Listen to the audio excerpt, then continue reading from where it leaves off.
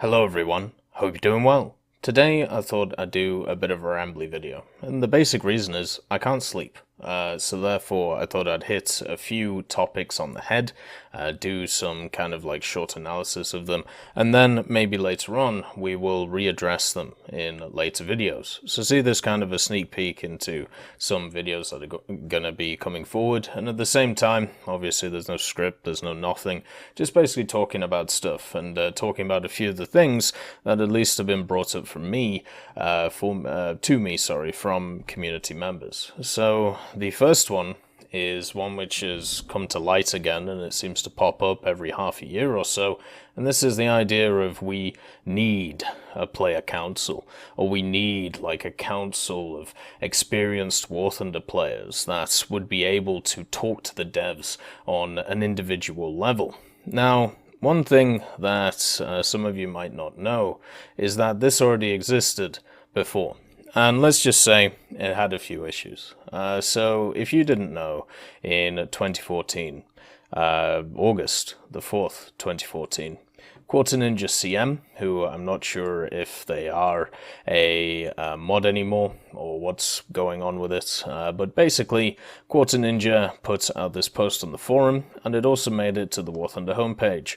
This is the introduction to the War Thunder Player Council. It already existed in 2014, and the idea was to get community members together who would be able to take things from the community and push them to Gaijin, therefore to get answers, therefore to, see what's going on, and then maybe try and bridge the gap between the common player and the developers. Because even in 2014, there was this notion that Gaijin doesn't listen to the community, Gaijin doesn't care, which is obviously all hogwash because of the fact that there have been many things over the years that have been done in War Thunder which benefit the players. Recently, we've had a few things that haven't benefited the players, and I've called it out. Heat FS changes, to be honest, and then the other one was the restructuring of the American tech tree for aviation. These are two negatives when it comes to the player experience, because it makes the grind harder,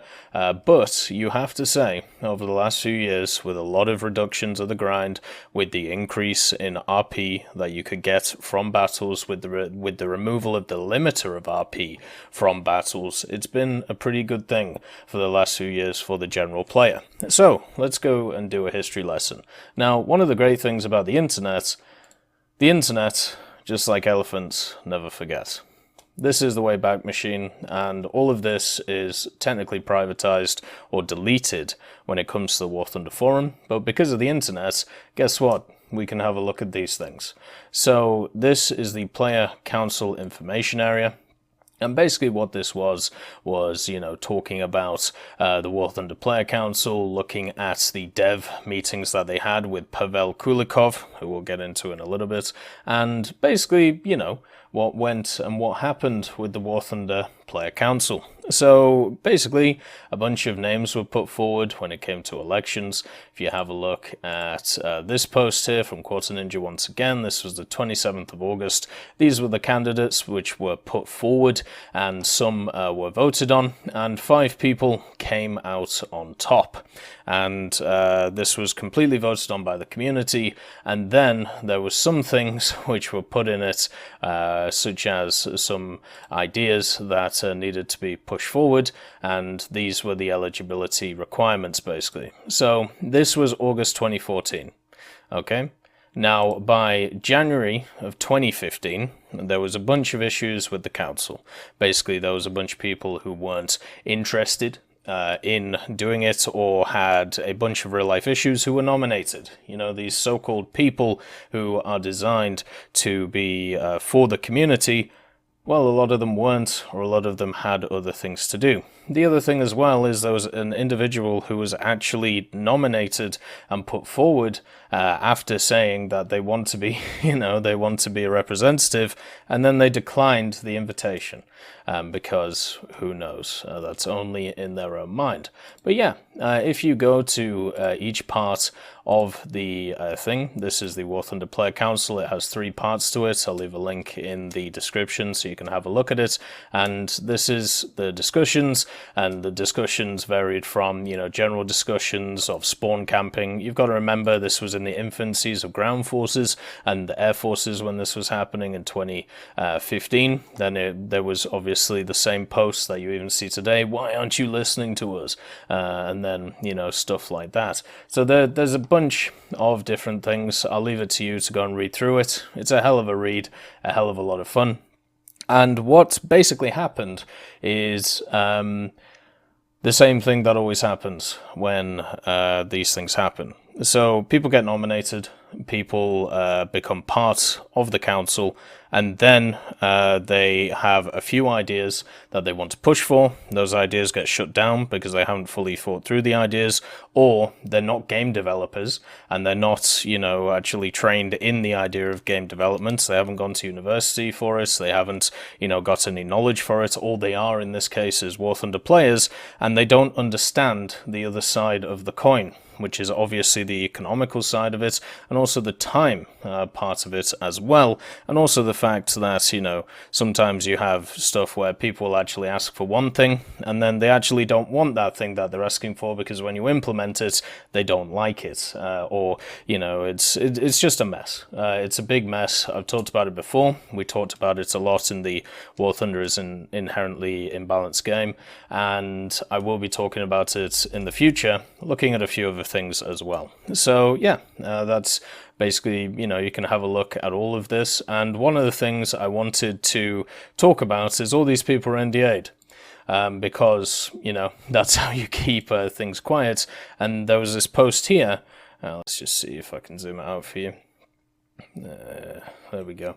So basically, this was a post talking about what does the NDA, you know, allow the War Thunder Player Council people to talk to the community about, because obviously they're supposed to be representatives, and this was a big stumbling block as well, because whenever you sign an NDA, when it comes to a company, whenever you sign something like that, you are now legally bound to whatever they have decided to put in front of you. Therefore, there can be legal action for stuff that is said, especially in meetings, and if you leak you know, private information about the game development.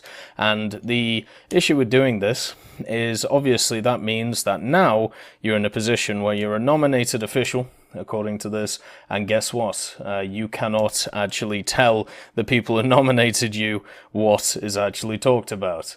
Isn't that a wonderful thing? Welcome to NDAs. So yeah, basically what happened is you can see that this individual, Cirrus Prime, talks about the stuff they can't talk about, you know, basically stuff, inform you of closed-door discussions with developers or community managers. They can't let you know that.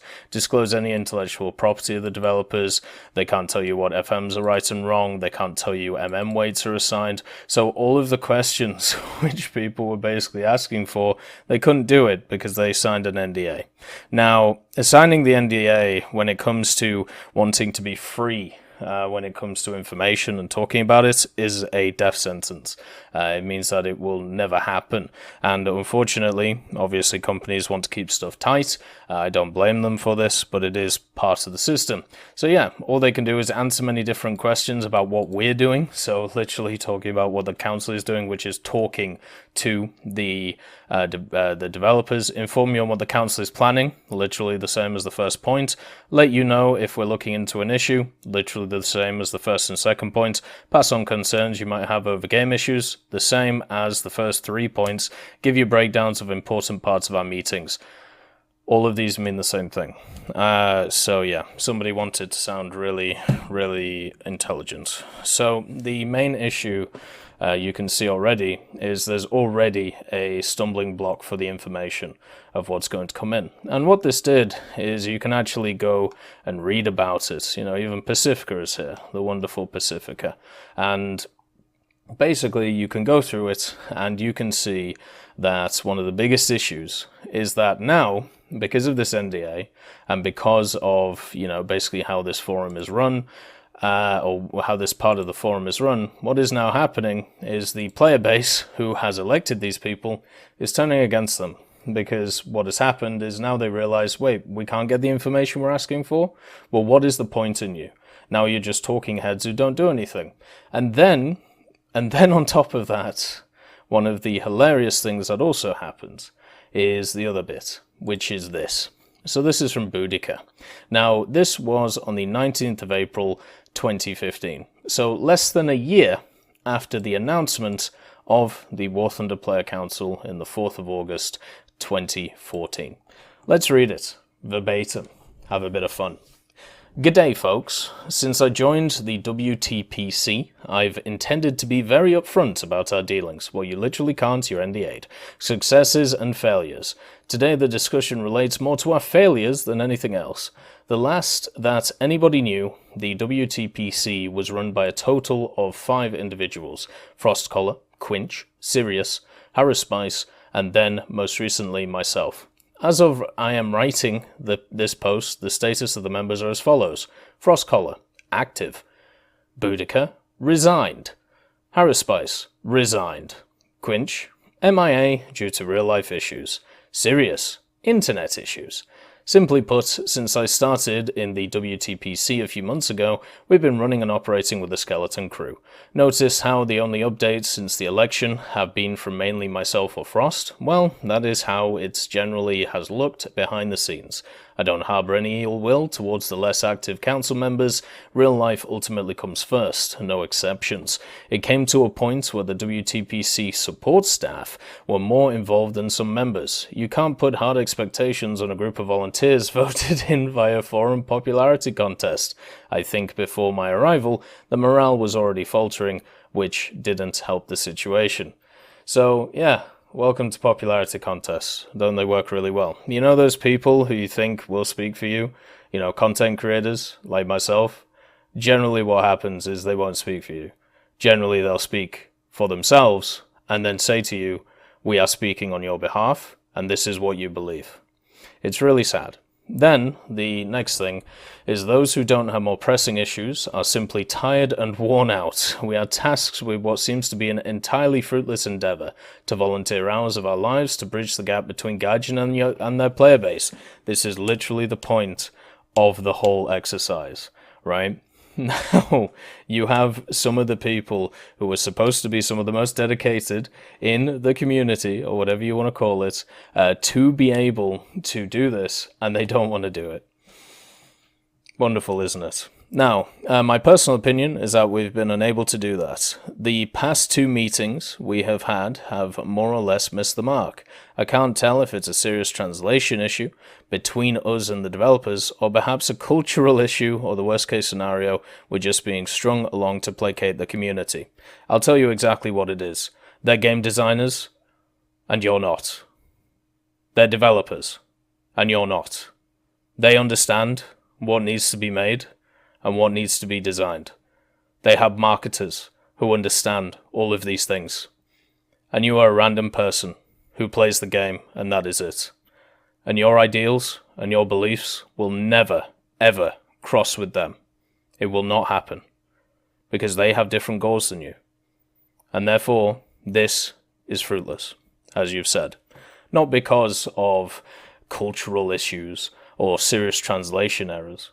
None of that. It's just different beliefs.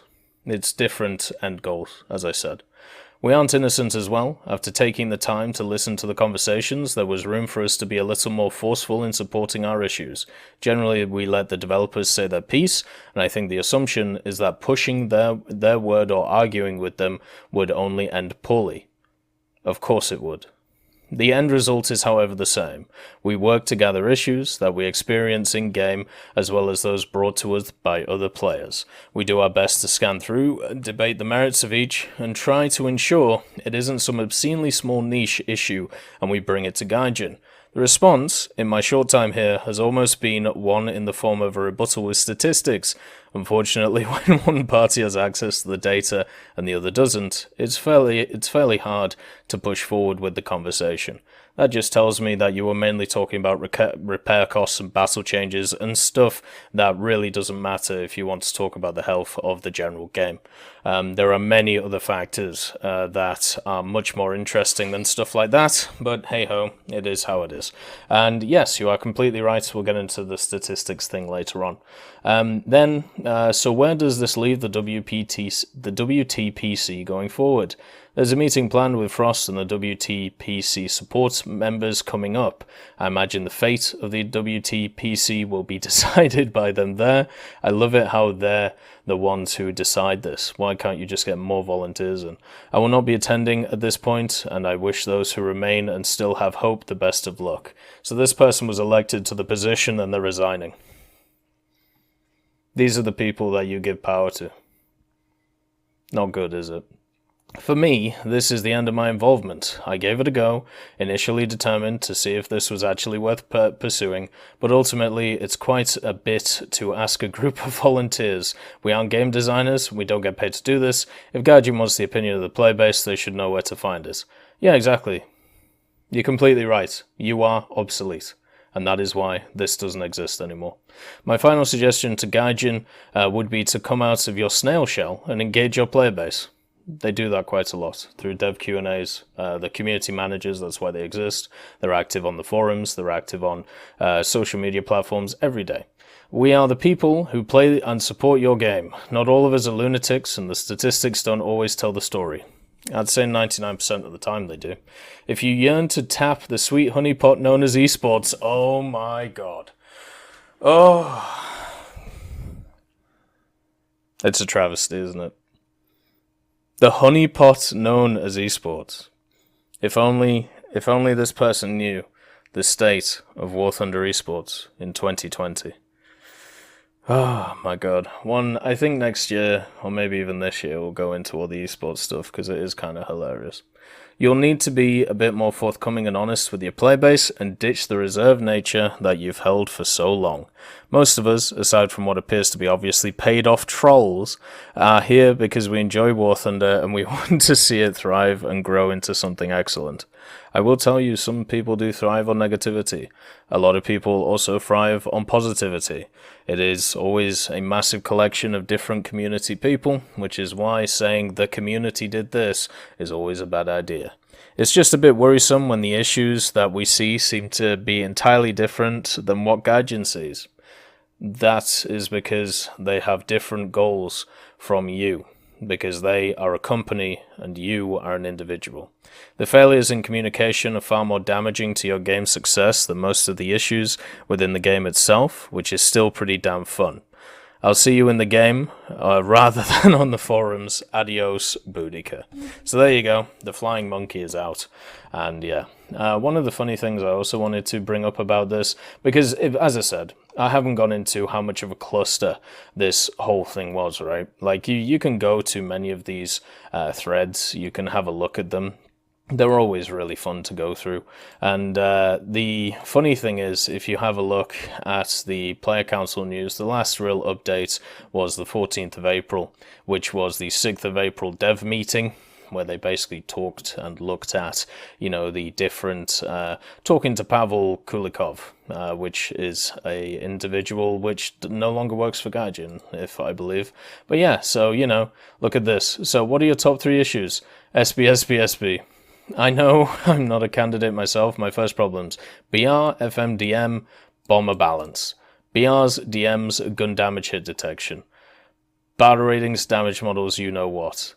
Can you imagine going into like a meeting with a Gaijin dev and going, so, BR's, bit weird, innit? What do you think they're gonna do? They're gonna look at you as if you're insane. This guy wants historical accuracy. BR's, historical accuracy. BR's, DMFM hit detection. Research system, oh my. We've got a different guy. Damage model, oh dear. Battle rating, yeah. All of these guys are talking about like the same things. This guy just has 3 separate vehicles. So yeah, do you see how useless all of this is? Like, we've talked about BRs before, why they exist and why it's essential to the game. Gun damage and hit detection, server client-side issues. Most of this stuff cannot be fixed. But I tell you what, it's a hell of a lot better than it was in 2014. And historical accuracy, don't make me laugh. Go and have a look at the Swedish tech tree. Go and have a look at when those vehicles were made, and have a look at what else was made that year.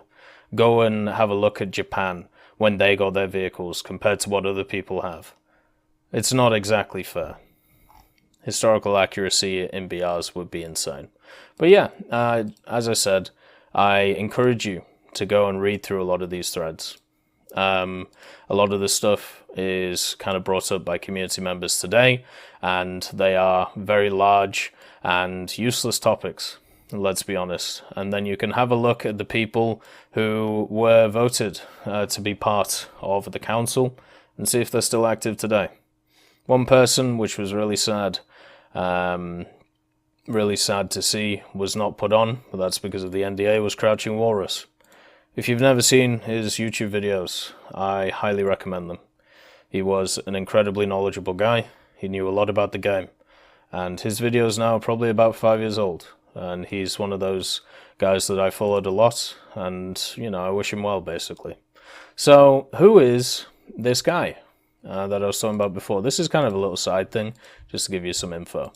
So, who is Pavel Kulikov? Pavel Kulikov used to be War Thunder's executive producer. He no longer is. And that's because of a little kerfuffle when it came to dealing with a YouTuber called alconafter. Now, alconafter was a Russian YouTuber. He still is. He's still, you know, makes content and stuff. He's more gone into like the well, at least last time I looked, which was last year, he was going into like the historical side of military instead of War Thunder. And let's just say this good lad Pavel went behind a few people's backs to try and make a deal, and got fired because of it.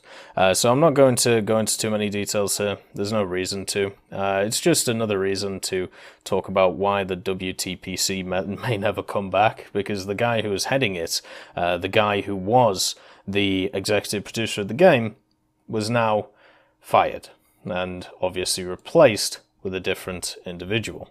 So that is looking just at the War Thunder Player Council, which used to be around in 2013 and 2014 and 2015. Now, a lot of people have brought up the idea that we should have a War Thunder Player Council today. No. It would be a terrible idea. There is no point in doing a player council. There is no point in doing a Illuminati. There is no point in doing any of these things. All of your ideas, which you can put through a player council, you can already put through when it comes to YouTube videos, when it comes to private messages, when it comes to pretty much the forums, when it comes to anything like that. There's a lot of forum rules that I disagree with when it comes to War Thunder, but it is still a place where discussion can happen as long as it is civil in the majority of cases and you don't run into a biased actor when it comes to one of the team. There are many people, many of the community managers that I've talked to who are very good people when it comes to War Thunder. And they want discussion, they want War Thunder talked about, they want to discuss things, and they want to pass on feedback to the developers. If you don't think community feedback happens, go and look at the recent devblog of the Shimakaze, and how the developers have said we're now looking into the issue because of what all of you guys have said. So this idea that they don't listen, this idea that, you know, we need a player council to be able to push through ideas to Gaijin. No, thank you. That can already be done.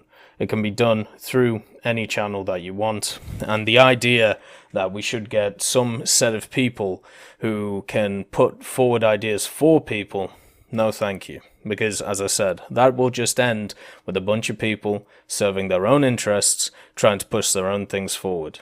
It's also, as I said in the other video about this, it will be completely ego-driven. The idea that you are a member of the council and now I must be listened to. No. No. I'm not interested in that. I'm not interested in any of this holier-than-thou stuff.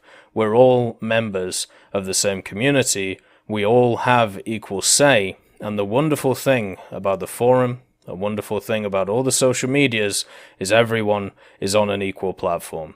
And I'd rather it stayed that way instead of this weird and wacky council of elders, which is seen as better than everybody else. I'm never, ever going to be interested in that idea. And also, we already have an example of it happening and failing because of the things I brought up. As I said before, everybody should look into the WTPC and what happened with it. It's all publicly available, and to be quite honest with you, a lot of it is absolutely hilarious. The other thing as well, when it comes to the player council thing, it marks targets on people's backs. Another thing I realized reading through a lot of these threads was the moment these people were elected, the moment that people started having distrust in the people who were elected, they turned on them. And they turned on them hard, basically saying, look, we elected you to do this. Why aren't you doing this? Why aren't you giving us the answers? Why aren't you fixing this? And it just becomes another stick to be able to batter somebody with, which you can find with that Twitch council, which they set up a little bit back. It's not good for business. It's not good for anything. It's just not good overall because, as I said, it paints targets instead of constructive criticism and feedback, which is what we get through the channels that we already have set up. Now, the next point is batter rating X needs BR decompression. This is something I hear a lot, and there are two fundamental things I want to talk about here. The first one is if you go and watch, and I honestly say all of you should watch the creative director of World of Tanks. So obviously this is a different game, but I'm sure he has a lot of the same sentiments as other creative directors. Serkon asked an amazing question, and I think he did it by accident, because he was asking, what is the perfect matchmaker? And I think he was asking it on the factor, does it look for like 357, or does it look for 5.5, or whatever it is in World of Tanks? And the creative director said, what is the perfect matchmaker? 0 seconds. The queue time to be 0 seconds. That is the perfect matchmaker when it comes to World of Tanks. Obviously, there is a bunch of things that you have to take into account when it comes to balance, when it comes to sorting everything out, but if we're just solely talking about the perfect matchmaker, it is getting the player into the game with 0 seconds. So queue, bang, into a game. Simple as that. And I'm sure Gaijin has very similar sentiments when it comes to this. And then I know I'm going to hear a bunch of comments. Already I can hear them ringing in my head because I had to read them the other day. My queue times are fine. Okay, have you played every part of the game? Have you played at all times during the day? Have you played on single servers? What about the people who only can play on one server because the ping is so bad everywhere else? What about those people? How about they play at inopportune times, so therefore there's not a ton of people on that server? You've got to take into account all of these factors. And then you have to understand that if one person's queue time is incredibly long, they're going to leave. And they're just going to find another game, and they're going to play that. Games have been killed because of the fact that they haven't been able to keep their player base because of decisions that have been made, which increase queue times exponentially. League of Legends is a great example. League of Legends right now, if you look at the top tier players in NA, this is something that I Will Dominate talks about a lot. His real name is Christian Riviera, I believe. He is now, I suppose, a commentator in a way for League of Legends, or an analyst. And he is a Masters, Grandmasters level player in League of Legends, which means that you are the top of the top. You are the best when it comes to your region in League of Legends. And what he was talking about was the fact that the reason why nobody plays at Master or Grandmaster now is because you have to wait 20 or 30 minutes in queue for a game because there's not enough people in Master and Grandmaster, and at the end of it you get a really unbalanced game, and then it's over in like 20 minutes, then you sit in queue again for half an hour. There was even a picture of, I believe, Voyboy, who was sat in a queue for 2.5 hours for a game because he plays at off-peak times. And what happened is it started where people were dissatisfied for the game at the highest echelons, so they started smurfing. Now what smurfing is you play at lower tiers, and it's to get into games, but also to stomp on people and just have a bit of fun that way. It's kind of fun, you know, to stomp on people sometimes for certain individuals. I don't really, you know, I'm not too interested in that, if I'm honest, but I can understand the appeal. And what this meant is now there are less players at the top echelon of the ladder. Then more players leave because they don't want to sit in queues for 30 minutes. So now you're left with a ghost town, which is top tier for that game, where there are a ton of people who could be playing there but aren't playing there because they'd rather get in matches quicker, and they'd rather be able to, you know, talk to people, and they'd rather be able to actually engage instead of just being sat in queues. Think about if you're an individual in War Thunder who wants to play a specific vehicle, but you have to sit there for 30 minutes to be able to play that vehicle. Now, some of you may say, I'll do that. You know, I got 30 minutes to spare.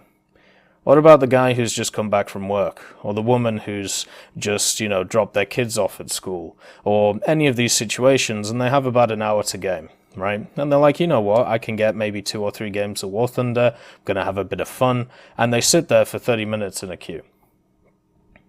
They're going to drop the game like a lead balloon, and they're going to go play something else which they can get enjoyment out of instead of just staring at a screen for 30 minutes.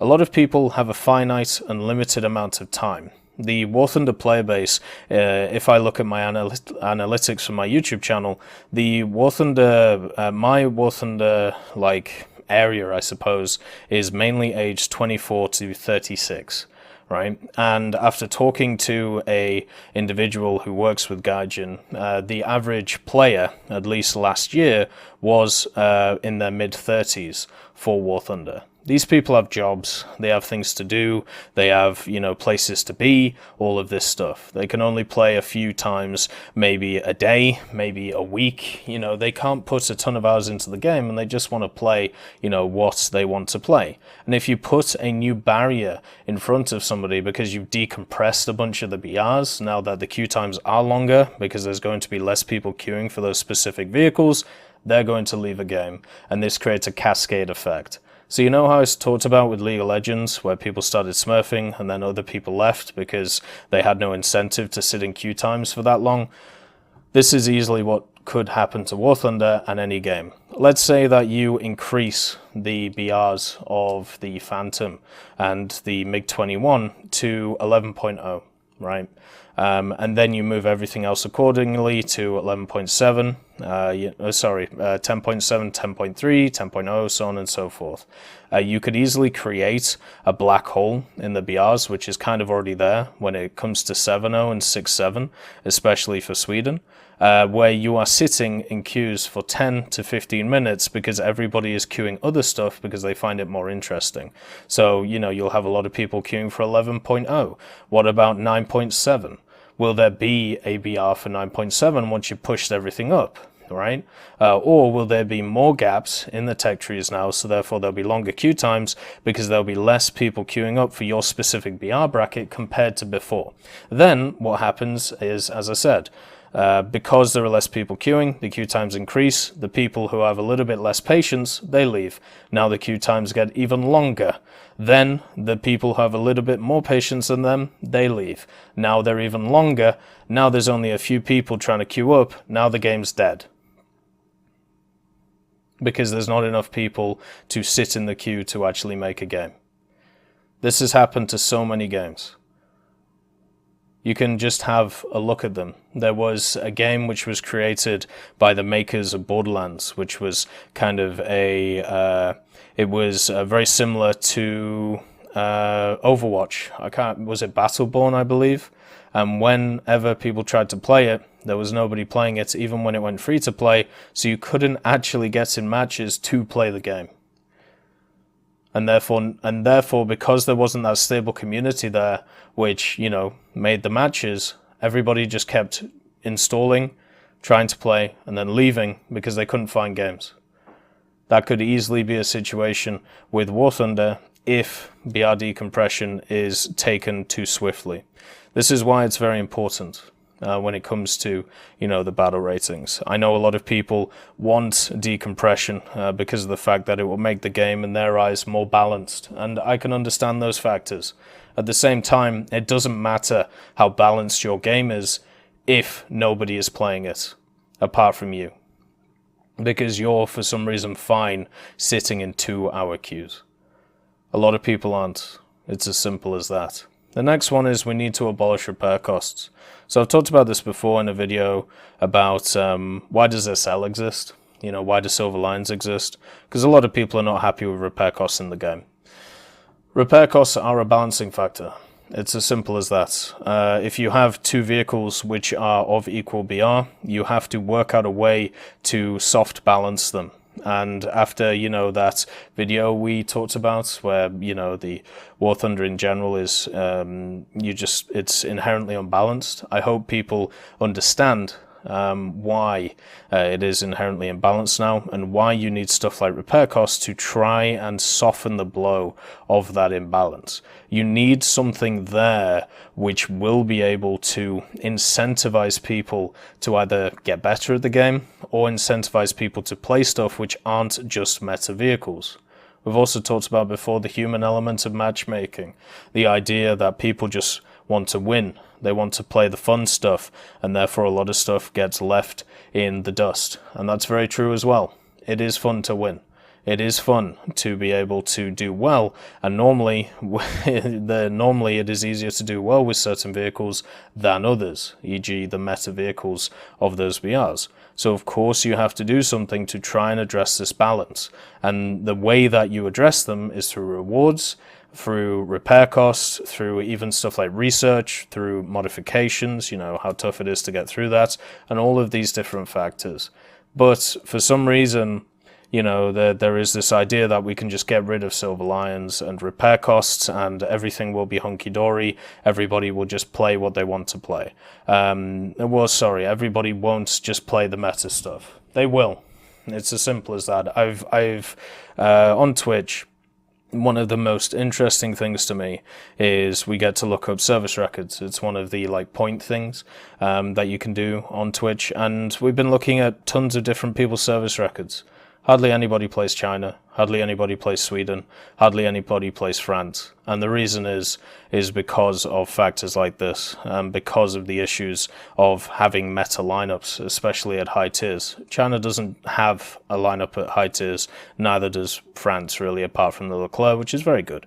But yeah, and also, the issues with high repair costs, and then Sweden is the same, it's also a newer tree, and there's a lot of stuff to grind in the game as well. So yeah, there's all of these factors which make it really, really obvious to me why repair costs have to exist. They are used as a soft balancer, even if to people like me it doesn't matter because I'm sat on 43 million SL. I understand that I am not, in the majority of the player base. I understand that I'm, at this point a 0.01% player when it comes to the amount of SL I have, or maybe even a 1% player, because I've played a ton of mid-tiers. But the other thing is, if you get rid of repair costs, what stops botting? What stops it? The hidden thing about repair costs is not the fact that they're just for balancing. It also puts in a system so you don't have to worry about people botting the game. People writing really terrible scripts to be able to play the game for you, therefore, go through the game and be able to grind out whole tech trees without you even playing. So therefore you can just play the vehicles that you feel like, and at the same time as well getting rid of the whole point of the game. And then even if we want to be nefarious about it, setting up bots to grind accounts to then sell to people. So therefore they can get the whole War Thunder experience bypassing the research system. There's a reason why repair costs are key, and I don't think it is just for balancing. It is because you need a negative incentive in a game to be able to stop really bad scripts and really bad botting.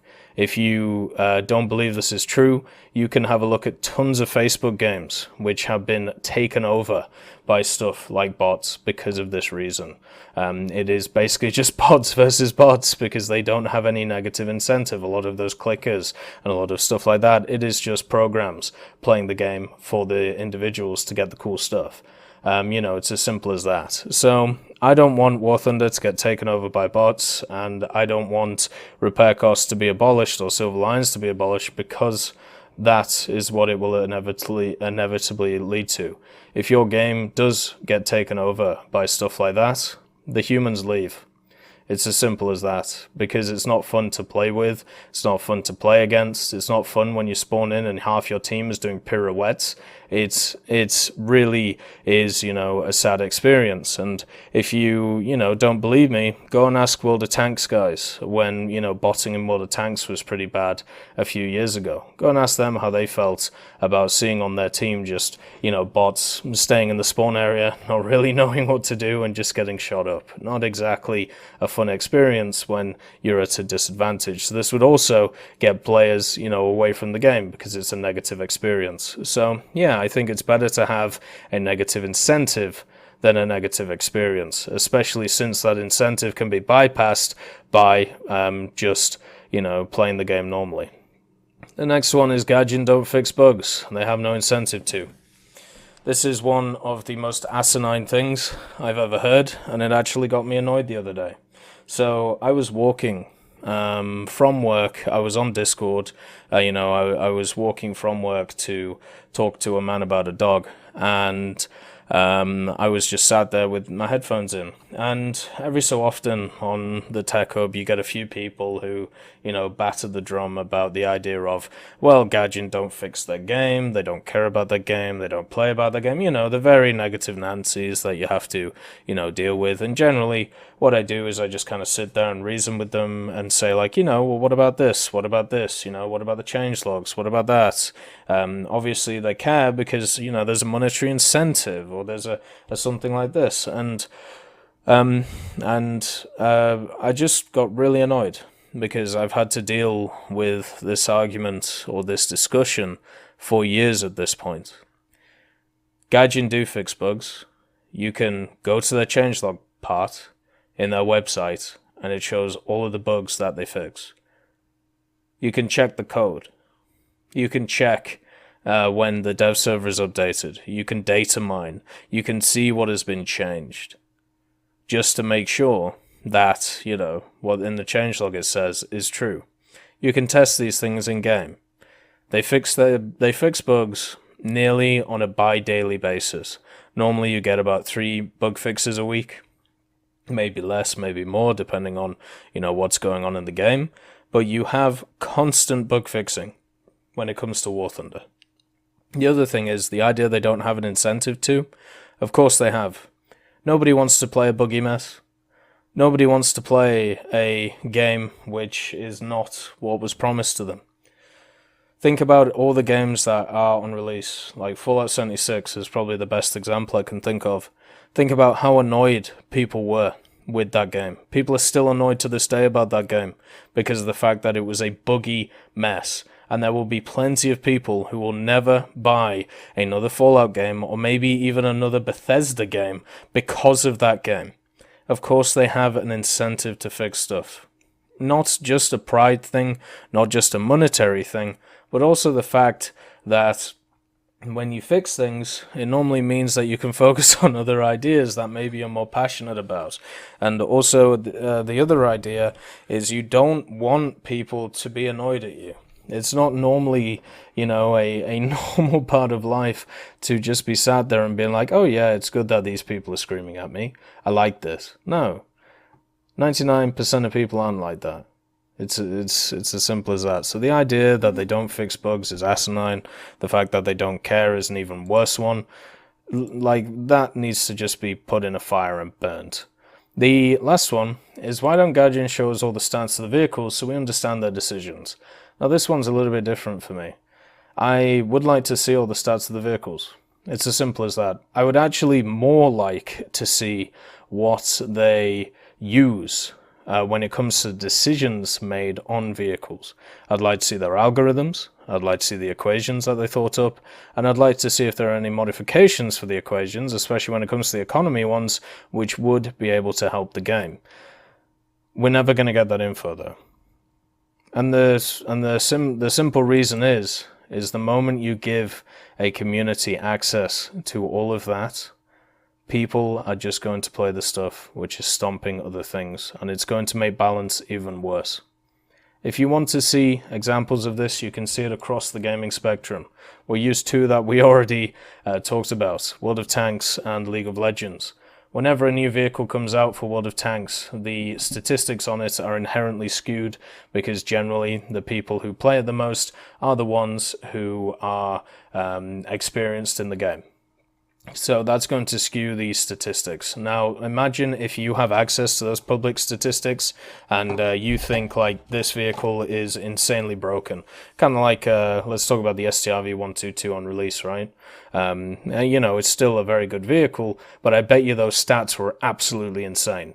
Because of the fact that the people who are using it are people who have grinded hard through the tree, and they're going to be what I class as sweaty boys. So with that, you know, with that put, if the community then, or if members of the community look at those statistics, the first thing they're going to think is, oh my god, this is insane, and then they're going to go and try and play it.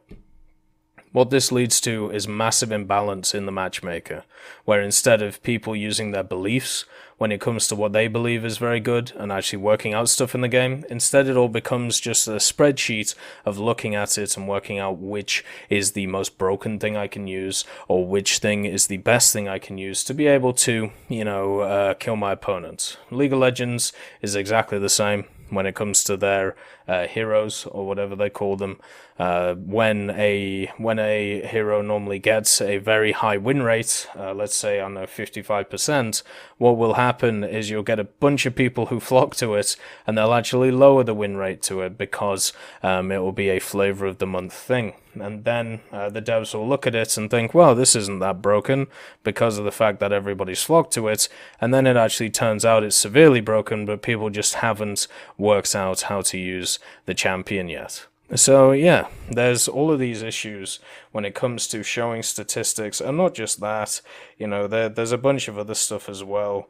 When it comes to like the human elements of matchmaking, which are really an issue when it comes to, you know, the game. I've talked about these before. It's general psychology stuff. Whenever I bring it up, people get pissed at me because they say that, why am I being an armchair psychologist? And it's like, no, I just read about this stuff. Like, you can go read about it too. Sorry this video is long. I know a lot of people are going to find this really boring. I hope if you got to the end of it that, you know, you took something from it. And yeah, I'm going to keep making long videos. I'm going to keep talking about random stuff. And as I said, these topics I'll probably break down in their own individual videos with more scripts and stuff going forward.